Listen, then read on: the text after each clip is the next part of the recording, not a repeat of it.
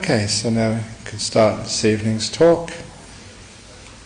I was having a very busy week last week and many things went wrong, but they always tend to do. Just because you're a monk, it doesn't mean that things go right. So little things like our monastery car just has been to the fixers up to the garage about 2 or 3 times and now has to go back again. It's a black hole for the money which you donate, it seems. They always seem to be going wrong. And there are people over in Bangkok. I'm going to Thailand this evening for the United Nations Waisak ceremonies. They're messing around with everything, so I had to redo the whole tickets. And I'll just remember a few days earlier that I was busy working in the retreat centre, just still doing some plumbing, getting myself nice and dirty.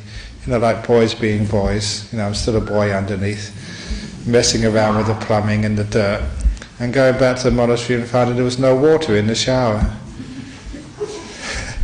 So these are just things which happen in life. And so just a couple of days ago, on the vehicle which we're using, which somebody donated to us, an old Magna car, no one had washed the windscreen, so I used my finger to write on there that Samsara sucks. Samsara is a Buddhist Samsara is a Buddhist word for sort of life. We were using that car to come in this afternoon, and on the freeway we were behind a taxi. And on the taxi there was an advert on the back. And all the monks saw it, burst out laughing, because on the advert it was, if you hear anyone say that life sucks, send them to... And I'd just been saying that life sucks, but you didn't actually see where you're supposed to send them to. And I must be the Buddhist Society of Western Australia, I reckon. So if you hear anyone say life sucks, send them here, because we understand this. So that's sometimes what happens in life, isn't it? That things go wrong. So the talk this evening is what to do when things go wrong in life. I'm not sure about you, but when I was young I tried to fix up life. I worked really hard trying to fix things up, but it didn't make much difference. Actually, usually made things much worse. And sometimes you try and fix up life and trying to make things better. It's worthwhile doing, trying to fix up the world, but I don't know, the world goes its own directions in spite of me, and it's sort of, sometimes you wonder, what's happening. And in life we go around our life and our years, and things go right, things go wrong. And after a while, when you get old, you should start to realize that this is the nature of life. And the Buddha actually taught the first noble truth. He called it the truth of suffering, but I call it life sucks. That's it's the first noble truth. That's what Buddha said. If he was speaking modern language, that's what he would say. It's suffering. But you don't have to be depressed about this, because there is a solution. What he's saying is that life is troublesome. We all get into disappointments, frustrations, things go wrong. And I notice in myself that sometimes you think, why does it go wrong? Why is it that when people put in the vanity units in the toilets of our retreat centre, they put the screws right through the water pipes? There's only a narrow water pipe, they've got this whole big wall. And why does it actually go right through the centre of the water pipes? And so you can't... And of course, because this is what happens, isn't it? This is life. If ever you've built a house, I'm sure you've had even worse experiences. So after a while, sometimes I get to the point of saying, what do you expect, AjahnBrahm? And it's a lot of times it's my expectations of the cause of the suffering. And you should learn by now. You talk to all the other people. Just before we did our opening ceremony of our retreat centre, I told you that we were working there till 2 o'clock in the morning. This monk was working till 2 o'clock in the morning trying to finish things off. And then people say, yeah, that was what it was like when we had our house. Yeah, that's when we did our project. The builders always take to the very last minute to finish things off. So what do you expect? Really, I should have expected that from the very beginning. Actually, I was telling people we'd probably finish at midnight on the night before. I was actually wrong. It wasn't midnight, it was 2 a.m. But a lot of times the suffering in life is when we expect life to be somehow different. And a few years ago, when a person in Singapore asked me, they said, I'm in a bit of a rush. I've got an appointment to go to. Can you please teach me what is life in brief?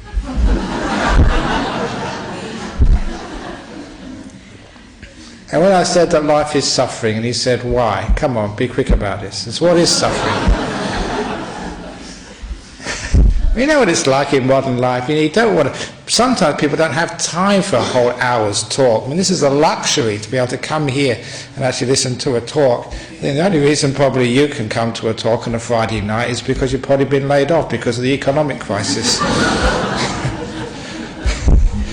I don't know, whatever. Anyway, or you're just doing sort of part-time work. But anyhow, most people are very, very busy, and so I remember just coming out. I love actually being challenged sometimes, because when you're really challenged and you have to sort of teach very quickly, it really, you dig deep and you get these great answers coming out.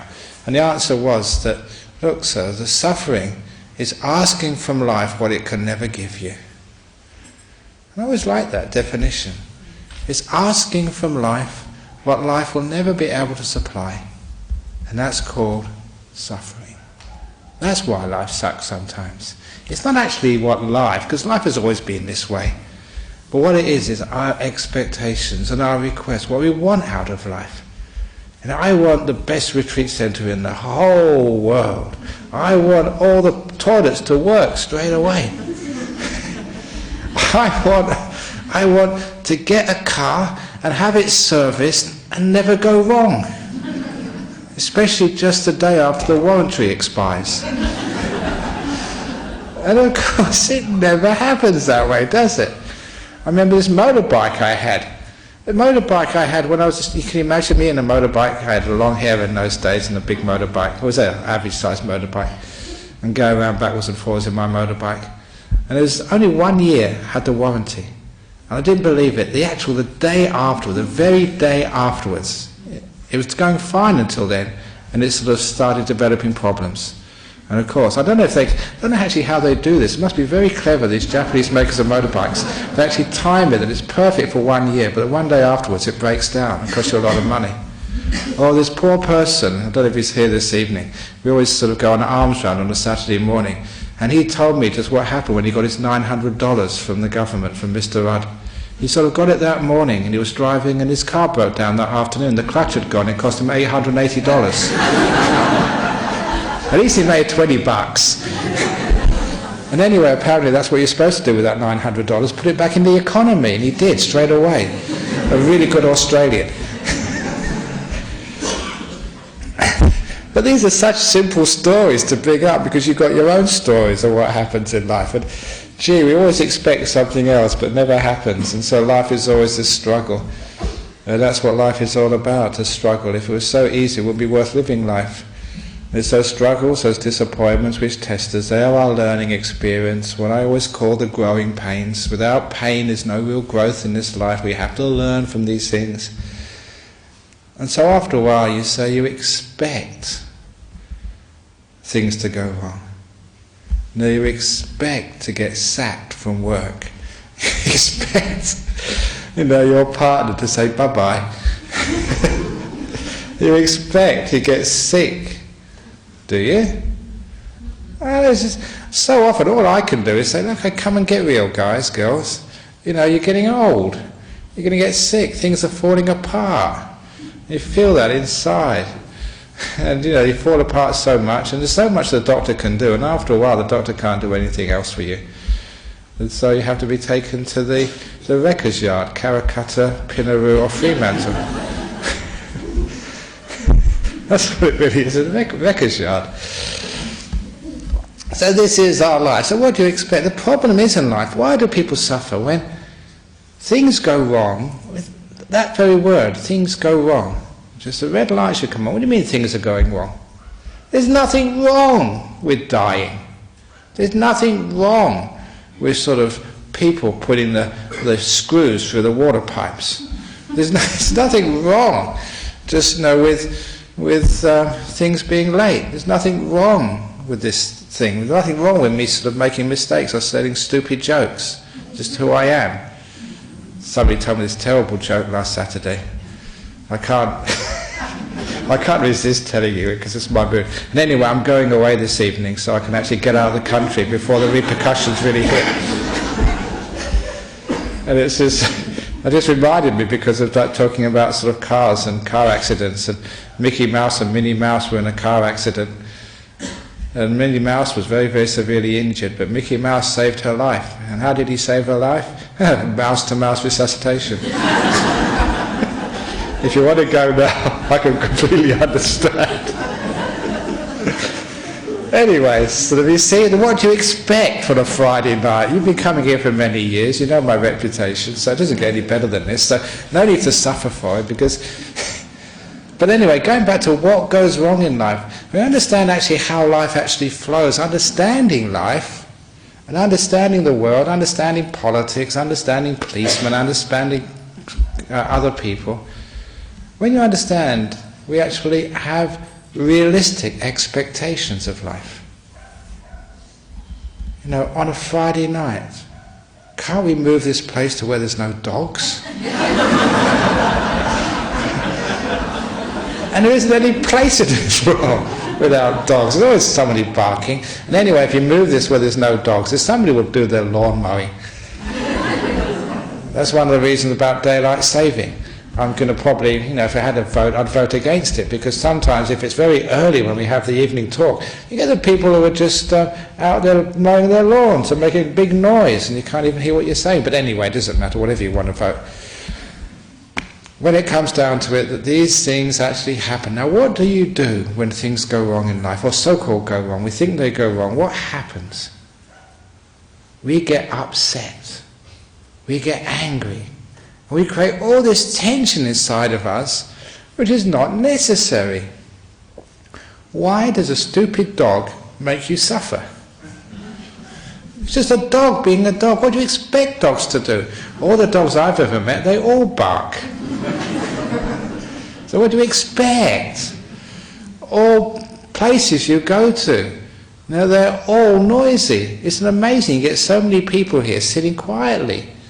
But they're not all quiet. There's always somebody going to come in early, somebody come in late, somebody going to let off winds, and it's probably just right in front of you.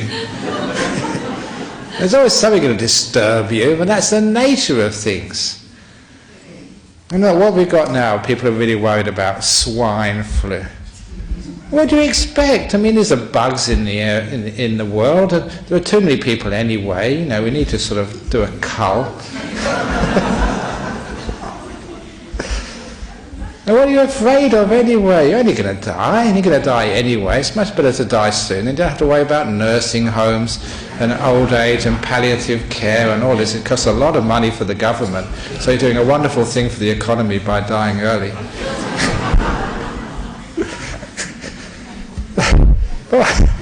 Why do people really obsess about these things? There's nothing wrong with this. If you look at history, there's always been these epidemics, whether it's another, the plague or the Black Death, or the sort of the influenza in this 1918, or the SARS. But I'm just really sort of surprised at people, just how people overreact to these things. Even today, somebody just rang me from Singapore, and they were just wanting to come to Perth. They wondered, is it safe to fly? Because so many people have got swine flu. And that's what happened to me once when I went to Singapore during the middle of the SARS crisis. And I've been here, done that before. And as I landed in Singapore airport, I actually read the newspaper on the plane. And on the front page, the headlines, and just to make the newspapers sell very well, it's in big black bold, 100 people dead. And I think, gee. And it's sort of, when I arrived in Singapore, they had all the, the heat cameras on you. So and I was thinking, come on, think cool, think cool, think cool. You never know if these things work or not. But anyhow, they're going to be probably there again tomorrow morning when I arrive.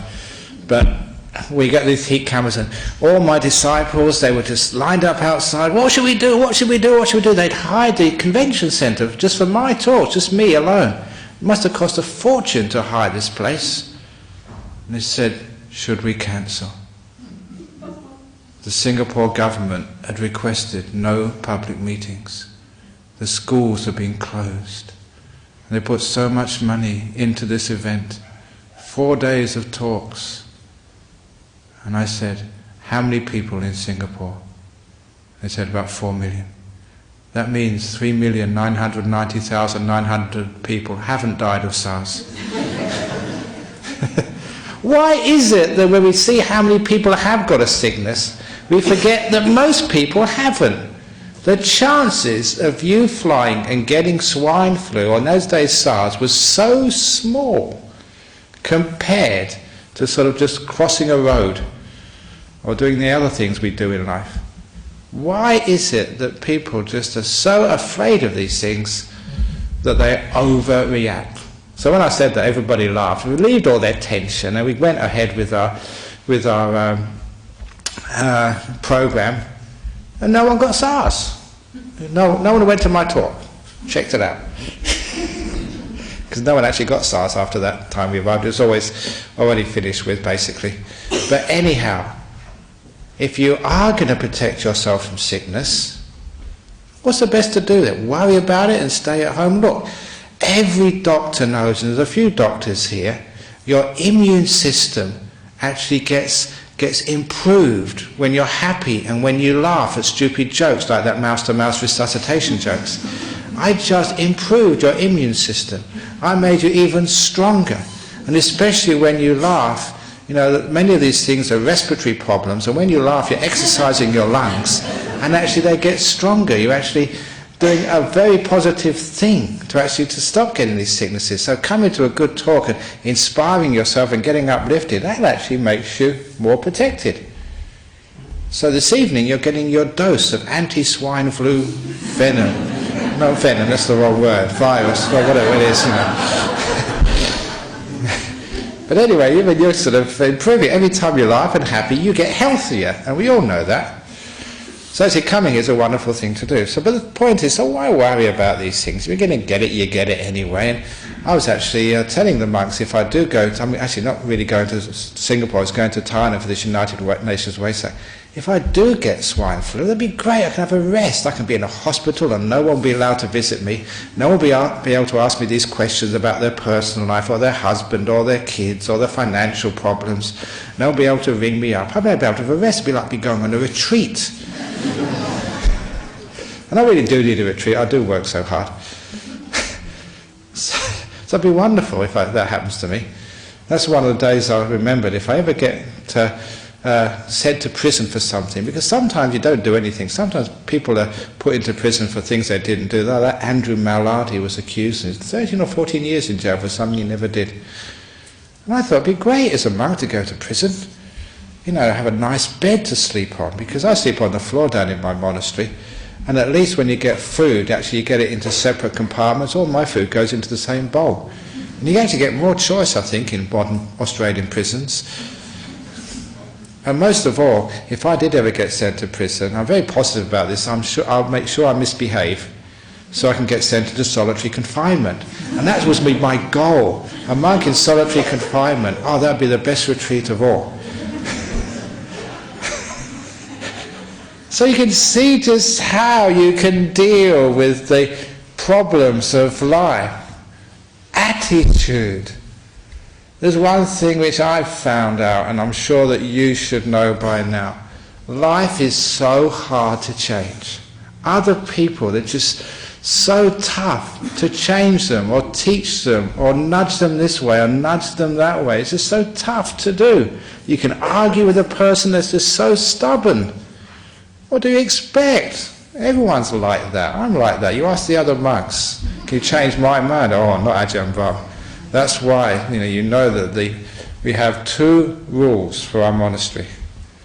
This is, we've got the monks' rules, which is for all monks throughout the world, but every monastery has got its own set of rules, just applying to that monastery. And that first rule is the abbot's always right.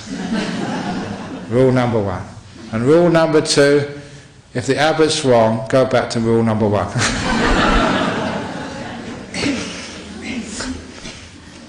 But people are stubborn, that's just their nature. So what do you expect? But what I've found is that this is our life. I've learned to understand what life actually is. Instead of fighting life, learn how to make peace with life and accept people for who they are. And it's a wonderful thing when you don't expect too much out of the people you meet and you know and you are with. You don't expect too much out of them. You don't measure them. And when you don't measure them, then you can love them. If you really expect something out of your partner, you're going to have a terrible relationship. When you try and measure them, compare your husband to Brad Pitt, compare your wife to, I don't know, who's the siren of these days? I know, Angelina Jolie. I think Angelina Jolie's getting old now, isn't it? I better do some more research on who's the siren of the modern age. Maybe on the aircraft this evening I'll go and have a look in the brochures for the movies and find out who's starring in them, so I've got some more idea of who's going to be the modern siren or whatever. Anyway, whatever, you know what I mean. But if you try and measure your partner, then you're going to get so critical, and you're going to be judging them and comparing them and expecting something out of them they will never be able to supply. People are not like that. They're not like in the movies. Life isn't like in the movies. And so when we drop our expectations, then we can actually love somebody. Because loving them is accepting them for who they are, not fighting them. That's one of the nice things of being a monk, because you can love everybody. Because you don't judge them. And some of the people who come to me, sometimes they're so stupid. Sometimes they do the most amazing, crazy things. For a long time, you just stop judging people. And actually, you can like people then. So when you don't expect anything out of people, you make much more peace, and actually you can be much kinder.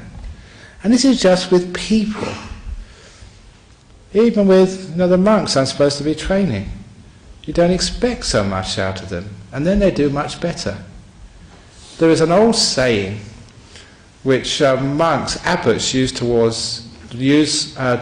to each other when they meet. This is almost like a traditional greeting in the Thai forest tradition. When two abbots meet each other, they ask each other, "How are your monks? Are they easy to train?" And a few years ago I went to see the monk who took over from Ajahn Chah, a monk called Ajahn Liam, very good monk. And I asked him one day when I was visiting Thailand, I said, "How are your monks? Are they easy to train?" And he said, "They're just no problem at all to train."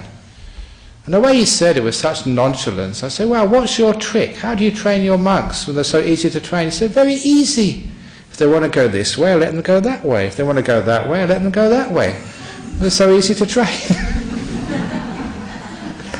So, wow, I'm going to try that. But he was a very powerful monk. What he was doing, he was saying, "I'm not controlling them. I'm encouraging them, but without controlling them." And this is actually how we live our life. Encouraging life, but not controlling things. He was that same monk. I was really, really impressed with him once. Now this was one of Ajahn Chah's, my master's, senior most disciples. And he was looking after Ajahn Chah and doing all the jobs, basically being acting abbot for many years. And when Ajahn Chah died, he was in charge of all the funeral services. And the King of Thailand attended this. This was a big show. So this monk built actually the funeral, the crematorium for him, which actually doubled as a stupa, a monument, which is still there now. And he put all this time and money into building this place where his great master would be cremated. And I was there at the time. I went there, and Ajahn Chakra was there, my predecessor, and Ajahn Sumedho, all these monks, and the king was there. And when they lit sort of the pyre inside this box, the box exploded. Flames came out from everywhere. It was a disaster. And there were monks with hoses trying to hose the thing down. And people were running around. It was just a complete mess. And what the monk responsible, this Ajahn, what did he do? Instead of worrying about anything, he took one look and then went to bed. Had to sleep. I thought, wow, now that's a real monk. I wish I could do that when everything goes wrong. Just say, oh, never mind, just go and have a nice rest. Can you do that? No, you worry and run around. What can I do? How can I fix this? And he said, just never mind. He did his best. Doesn't matter, his master won't get cremated that day. Can always do it tomorrow. Now that's how you react when things go wrong. If you can't fix it, just go to bed. Have a cup of tea, whatever happens. Now great people can do that. There was a poem which I remember, because I read this in a Buddhist book, when I was very, very young. It's a great poem. I just remember it from actually 40 years ago I first read this. It says, it's easy enough to be happy when life goes along like a song, but the one worthwhile is the one who can smile when everything goes all wrong. Can you do that when things go wrong? Now one of the great monks, many of you know him, Kesari Dhammananda, he's got a few books in the library. Sometimes it's very easy to write a book, but actually can you live by what you write? And one of his great sort of events, which was part of his legacy, now he died a few years ago, when he was diagnosed as cancer, he burst out laughing. And his doctor said, I've never seen this before in Malaysia. Someone who's diagnosed as cancer and they just laugh. Could you do that? Someone says, terminal cancer, a month to live, 3 months to live, and burst out laughing. Why not? You might as well. Getting anxious is not going to sort of help you survive. Laughing, as soon as the doctor heard him laugh, he probably gave him a few extra months to live. Someone like that is not going to die very easily. But it's true that if our attitude can change to the things in life, if we can't change, what do we expect? You're going to die anyway. So when we don't expect things which life can never give us, we don't expect what our wife can never supply, and what our husband can never supply, what our kids can never supply. How much do you ask of your kids? How many people come up and complain about their children?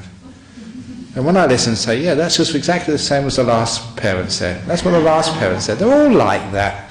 Don't think you've got a wrong one or you've done something bad and they're not sort of behaving. They're all like that.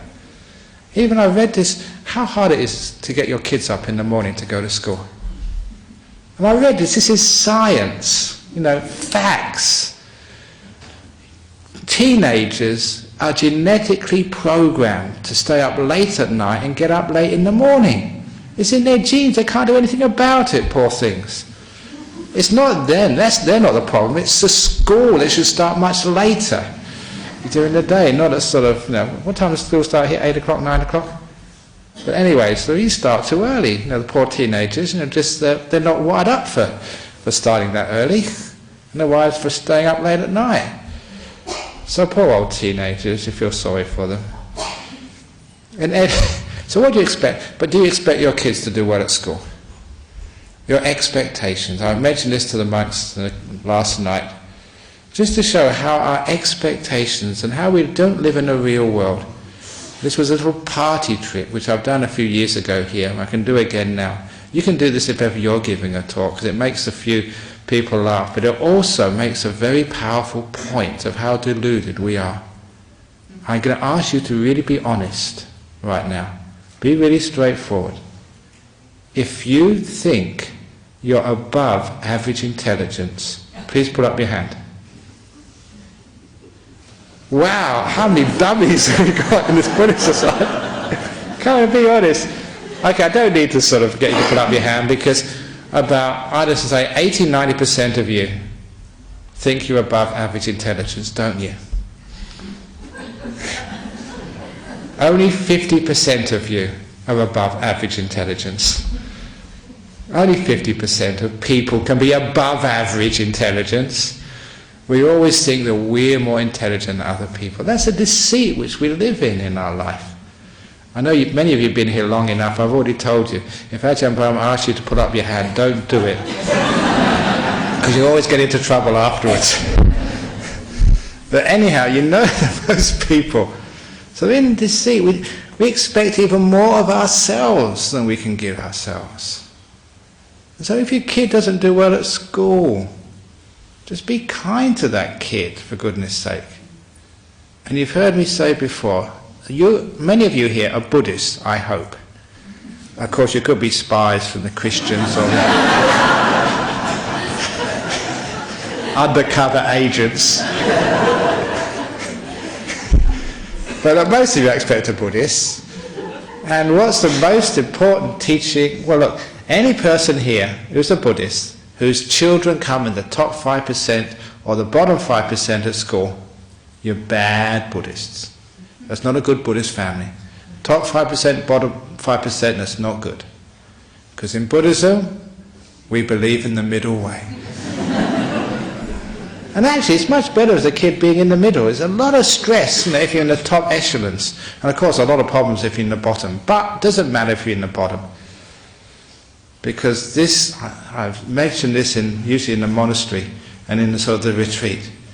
If your kid is the bottom of the class and giving really bad results, remember this story. This was one of my heroes.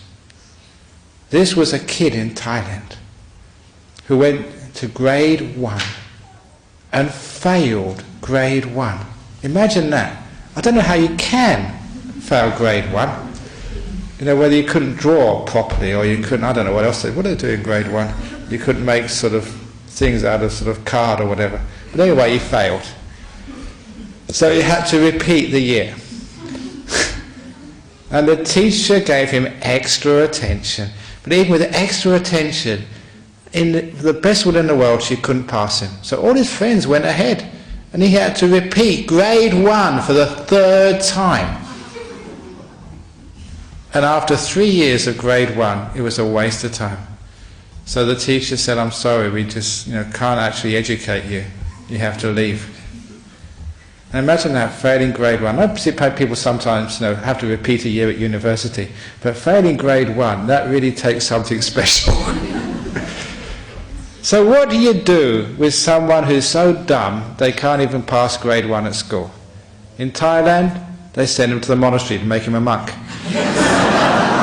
Not all monks started out like that. So they sent him to the monastery. And in the monasteries, the monks are very, very kind. And they got very patient. And so the abbot of this village monastery where they sent this guy was so patient and tried to teach him how to do a little bit of chanting and learn something about the Four Noble Truths. What's the second one again? He kept on saying. He didn't even know the first one. And the chanting, what's the next syllable? Namo, Tassa. It was hopeless.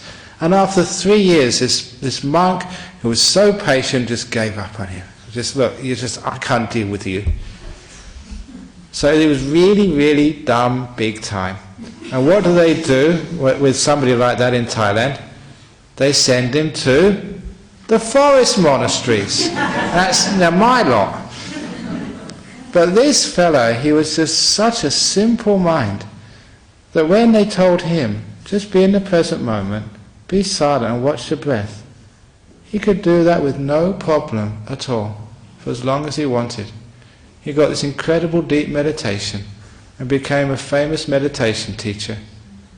And when he had to do the chanting, this is just an aside, the only way he could actually chant, which sometimes monks have to do, because of his very powerful deep meditation, he could recall a past life when he did learn the chanting. And he'd actually access that past life when he had to do chanting to actually get the chanting through, so he could actually chant with all the other monks. But in this life he just couldn't learn it. It's an amazing story. So if you've got a child like that, send him to me. We could have this great monk or great nun for the future of Buddhism, a great teacher. So the point of the story is it doesn't matter if your child is not so doing well Love them for who they are. They could be a great monk or nun in the making, and you're making them feel bad about themselves. I remember there's this story in the book, Open the Door of Your Heart.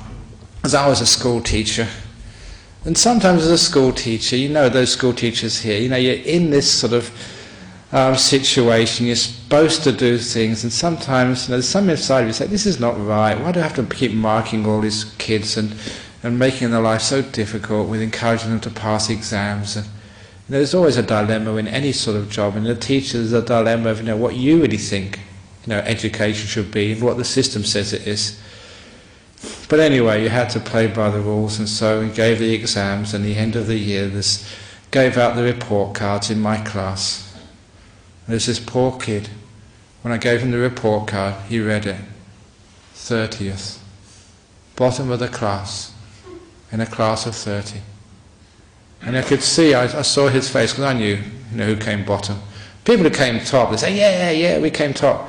But this poor kid, you know, his jaw dropped, his shoulders hunched. He looked so sad. He was really suffering. Imagine you have to take that report card back to your parents. How do you do, son? Bottom, Dad. That's suffering for us, you know, a young kid. He must have been about 12 or 13. And so, even then I was a very compassionate teacher. I was kind. You can't just ignore a person who's suffering like that. So I went up to him and sort of stood by him, and I said, you came bottom of the class. Yes, sir. How am I going to show this to my dad? I said, look, you actually deserve a medal for this. Because I taught him a little bit of Buddhism. In Buddhism we've got something called a bodhisattva. Now a bodhisattva is someone who sacrifices everything for other people. It's out of great compassion. And bodhisattvas sacrifice sometimes their whole life for the benefit of others. And I think that's what you are. You've taken this terrible position at the bottom of the class, so none of your friends will have to actually to take this position. You've done this so selflessly. All the other conceited, arrogant people, they just want to become top. But you've taken the humble position and taken that suffering on yourself so no one else has to endure what's coming to you from your mum and dad this evening. He said, you're such a kind and wonderful person. In Buddhism we'd actually praise you for doing things like that. And he looked at me as if I was crazy. But it stopped him getting sad and upset, and he laughed afterwards. It's not the end of the world coming bottom of the class. It was a big deal anyway. I keep on saying it's great when you fail an exam, because then you don't have to take one next year. That's what happened to me. I kept passing the exams. They were endless. They never stopped. Because if you're passing an exam, there's always another one next week or next year. If you fail one, at least you get it out of the way. You failed, and so great, you don't have to do exams anymore. Much more important things to do in life than exams, aren't there? But anyway, it was the attitude to becoming bottom, or the attitude to becoming top. The attitude to the things in life, that was the problem, not the world, but the way people look at it. And you cannot change the world, really. You can alter it a tiny bit, and it's good to try, but come on. Are we going to try and make politicians not argue? Are we going to try to make, people not be greedy and fraudulent? We're going to try. We're going to try so there's no criminals on the streets. We can try, and it's worth trying, but we're not going to achieve it, are we? But instead, we can learn how to cope, to make peace, and to not take such things so seriously. To expect life to just to be as life is, and to love her as she is, not as she should be. And the same way you treat your partner, you can treat life. Yeah, it'd be wonderful if we never got sick. It'd be wonderful if our cars never broke down. It'd be wonderful if our flights weren't delayed. It'd be wonderful if there was no SARS, and no wars, no cancer. Would it? Sometimes I ask that question. Would it be so wonderful if these things never existed? It's a radical question to ask. But sometimes there's something. I was talking to someone who's severe brain cancer, don't know how long she's going to live. It's a wonderful experience.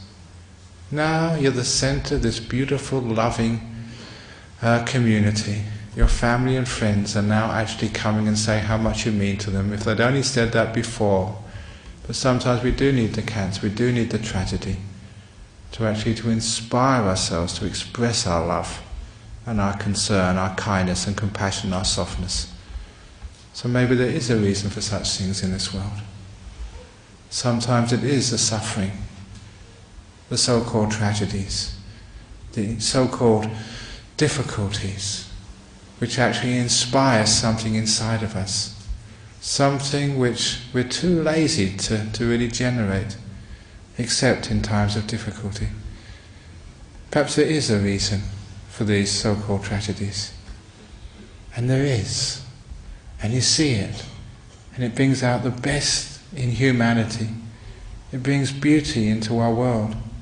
When life goes along perfectly, without any problem, it really doesn't encourage and incite the most beautiful part of human nature.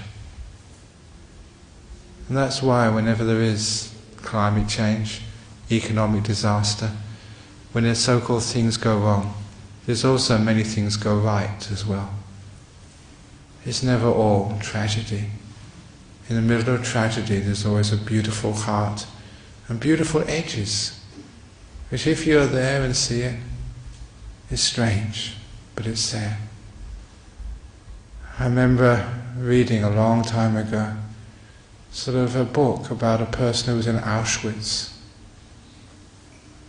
I couldn't say this, I wasn't there. You can only imagine the horror and the terror of such a place. But he said that we still told jokes, we laughed. Many days we had a wonderful time together. When I read that, I thought, how can that happen? When you're in a camp, seeing your friends and relations die every day, and you could be called out the next day. How can you do that? But it happened. It does happen. Human nature is amazing. Just how in the most difficult times we can rise above things. And when things do go wrong in life, when life does suck, human beings don't need to suck. Our attitude doesn't need to suck, as they say. We can't change the world. At least it's hard to, but we can all change our attitude and the way we look at life. It is possible to be like that person, worthwhile, who can smile when everything goes all wrong. It is possible to be less demanding of life, and to be more realistic, and not to think that the politicians are making the mistakes, and why do they do such stupid things? And not to think that the bankers were just so greedy. What would you have done if you had the opportunity? Why do we keep thinking, my husband is just so insensitive? How are you insensitive too? Oh, not me. No. When we actually see just what life truly is, we can change our attitude towards it. And the whole path of spirituality is getting a wiser, more accepting, more loving attitude towards life and towards people and towards the differences which we have. Yeah, we got these little differences and we do say stupid things, we do stupid acts, but that's no reason why to hate somebody or to get angry at life. That's why that I was actually taught no one can make you angry, only yourself. No one can make you hate. You allow yourself to hate.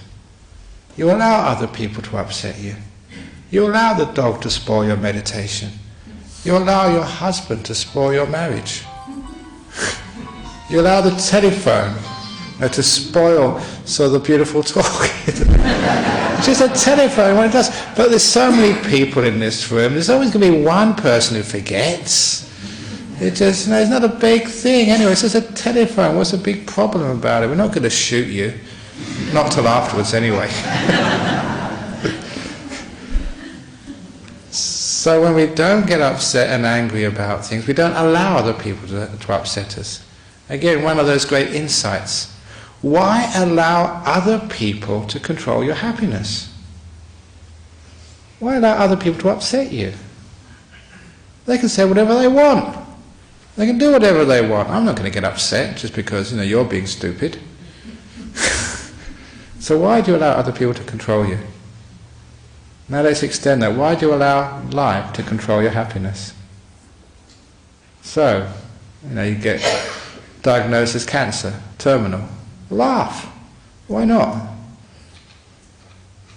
You can do that. You're going to die anyway. You just get reincarnated. You just go around a bit quicker than you expected, that's all. Then you miss your plane.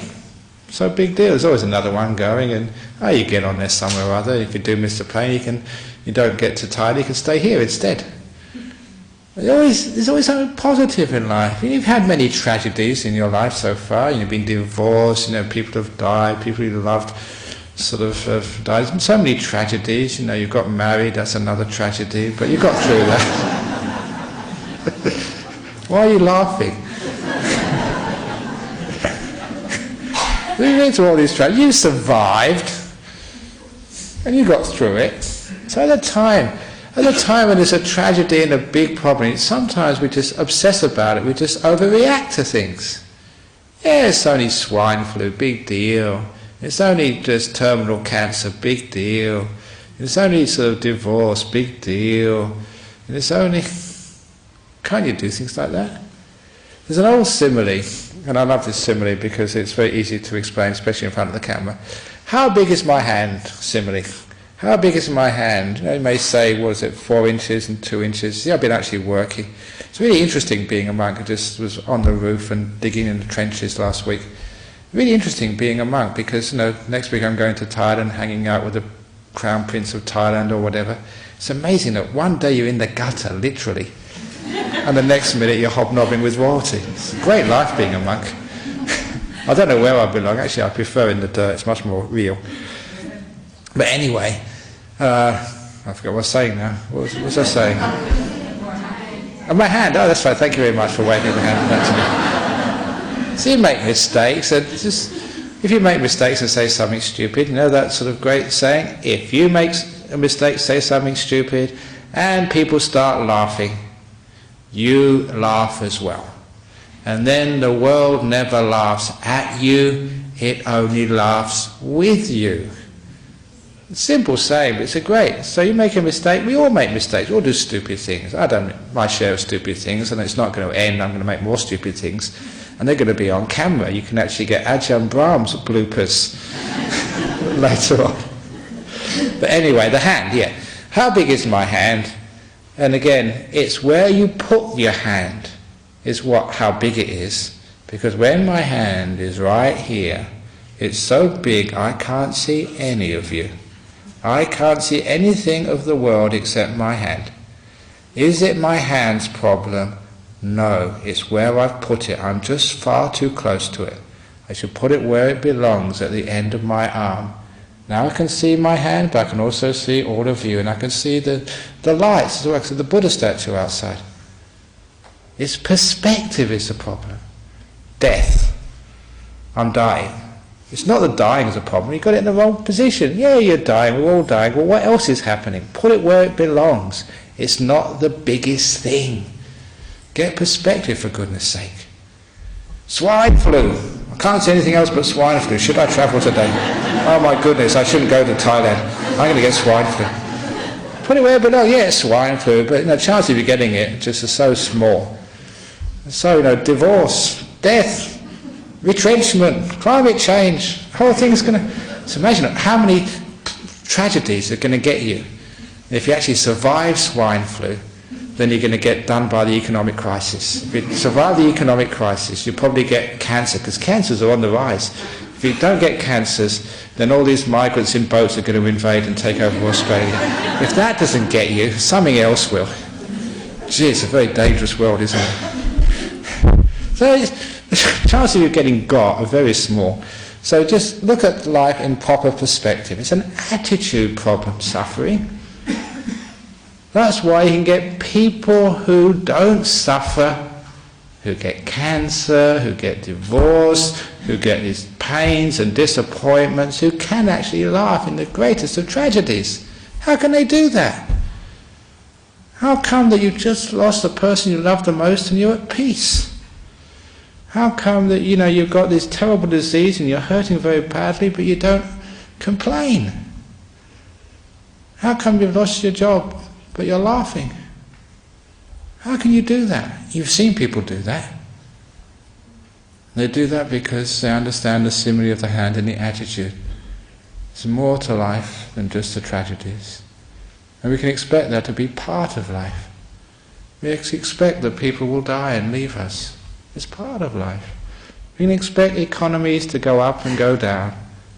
We can expect sort of wars to happen and then wars to stop.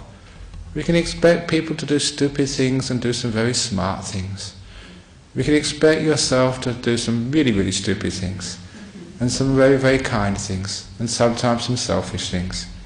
You're a human being. So don't feel proud when you do something wonderful and don't feel guilty when you do something bad. It's just you being you. What do you expect? And then you can be at peace with yourself. You can be at peace with life. You can understand and accept things, and then life does get much better. Life will get so much better when people are not struggling so hard to change it. They're actually changing the wrong things. We should be changing people, not things. We should be being kind to people and get people more accepting of themselves. Instead of having economic development or material prosperity, just the development of the heart and the inner wealth of peace, inner happiness, and the ability to enjoy simple things. We could enjoy simple things a long time ago, so why do we have to worry about economic crisis? So you get retrenched. You have no job. Great, you can actually have a sleep in on a Monday morning. Oh, isn't it wonderful? You don't have to go to work, and when you've got no money, you don't have to bother going to the shops. You can't afford it anyway. Or you can save so much time. There's so many benefits no matter what happens. And if you keep that positive attitude, you can change attitude. So if ever you're suffering, it's not life's fault. Don't blame your husband. Don't blame your wife. Don't blame your kids. Don't blame the government. Don't blame the economic crisis. Don't blame swine flu. And please don't blame your monk. There's nothing to do with that. It's just your attitude is wrong. What do you expect? So just lower your expectations. Get your expectations in line with life. And then it means we can love life. Loving life, open the door of your heart to life. Unconditionally. That wonderful word, unconditional love, means loving life as it is. Loving your partner as they are, unconditionally. And loving yourself as you are. Stupid, sometimes wise, sometimes saying silly things, sometimes being lazy, sometimes being energetic. To love yourself as you are. Can you see how it all fits together? Making peace with yourself. You can make peace with your partner. You can make peace with the whole world. You can be free. But if you want something else, if you just want, like that great monk Ajahn, if you want the cremation to go so perfectly, when it goes wrong, you really suffer. Because when he actually made peace with that, you could say, I'll try my best. You could just go and have a nice rest. To sleep soundly when everything is going all wrong. Now that is a sign of a great being. So, when it says, that taxi said, if anyone says life sucks, send them to, it must have meant, I never saw what was on the bottom, it must have said, send them to Dhammaloka Buddhist Centre on a Friday night. Thank you for listening.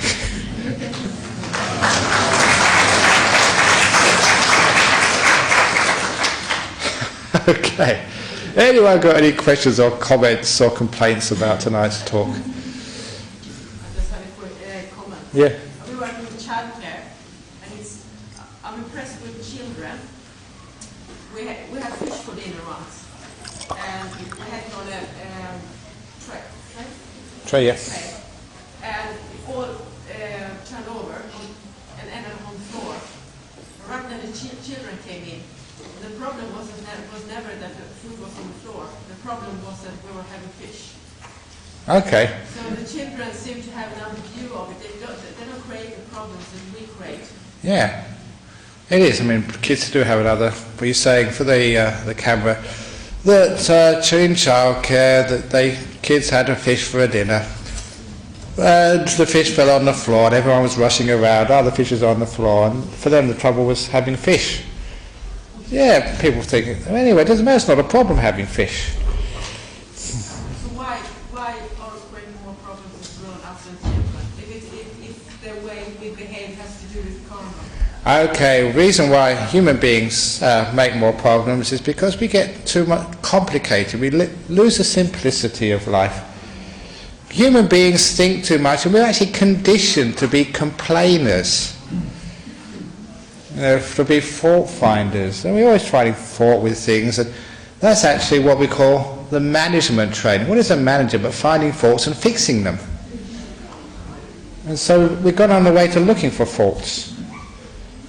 And now we look for faults, in our partner. That's why you can never find a perfect one, because the perfect ones don't exist, believe you me. So you can't find a perfect partner, and then you want to find a perfect society or meditation to come to, and you come here, and after a while, I don't like this anymore, it's not perfect enough. You go to the church next door or something, then you go to the mosque, then you go to the synagogue or whatever, I don't know. You don't find it perfect enough, and then we don't find ourselves perfect enough. We're all finding fault with ourselves. And that's the worst thing, because that means you can never be at peace with yourself. There's always something to fix up. We're managers of our own life. And that's how we've been trained. Instead of, it's okay, there's a time to be a manager, but there's also a time to be an appreciator. That's one of the stories. I remember when I was working very, very hard. I guess you should start this again. Working very, very hard, and in the weekends coming up here to teach, 365 days a year. So actually, I do take 2 weeks off in the rains retreat, working really hard. And I made a resolution for a while, because every time I went back to my monastery, the first years I was an abbot, I was looking at all the things which were wrong, which need to be done and fixed up. All the gutters which need to be cleaned, all the roads which need to be swept, all the additions which needed to be made in the buildings, and all the things which need to be fixed up. And I realised I was just being a fault finder. And other people would come to Bodhinyana monasteries sometimes and say, this is a beautiful monastery, it's so wonderful. I'd say, what? Can't you see all the leaves which are on the path which should be swept, and all the gutters which are full, and all the things which are falling down? And actually, I realised that they could see something which I couldn't see. Because I was living in the place, I was the abbot of the place. I wasn't seeing it in the same way a visitor saw it. And I couldn't see its beauty. I could just see the things which need to be fixed up, because I was always the abbot. So every Monday morning, for a couple of years, I decided on Monday mornings, I'm not abbot, I'm visitor. So I walked around the monastery and tried to see it as you would see it if you walk in there. See all the beauty and the wonderful things, instead of seeing all the things which need to be fixed up. So it wasn't fault finding, I was appreciating. It's a great little exercise for a couple of years. Like, look at your partner, or your mother, your brother, your dog, or whatever you've got to live with in your life. Even in your house, instead of seeing all the things that need to be fixed up, appreciate you've got a wonderful house there, a nice little cosy place you can go back to, and it's nice in there. You've got a nice friend, a partner, whatever. Yeah, they're not the best, but they're good enough. They'll do. And you look at yourself, and say, it's not the best, I'm stupid and do really crazy things, and I've made a lot of bad karma in my life, but it's good enough. This wonderful unconditional appreciation of yourself. When I started teaching, I wanted to get everyone enlightened, and I gave that up a long time ago. So now I just love people for who they are. In other words, you've got unconditional acceptance. You don't fault find. There's time to fault find when you're being an abbot, but most of the time you just be like a visitor. So don't be the boss of your life. Be a friend to your life. That's unconditional acceptance and love. Kids are good at that. Okay, so thank you for that question. Now we can have the adverts. thank you for Dennis, our president for this year, who's now going to regale us with the latest things which are happening in the news bulletin from the BSWA, when he gets that thing fixed in. There we go.